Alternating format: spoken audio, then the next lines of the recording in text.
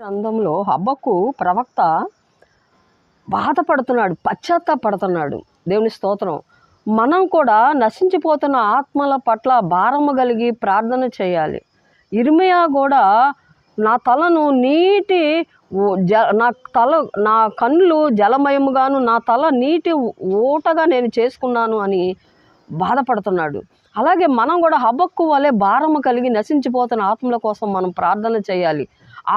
ఆ యొక్క కృప, అటువంటి దేవుని స్తోత్రం, అటువంటి భారం దేవుడు మనకు పెట్టి ఉన్నాడు. ఇక్కడ ఏమంటున్నాడంటే, వాడు గాలమ వేసి మానవులందరినీ గుచ్చి లాగి ఉన్నాడు.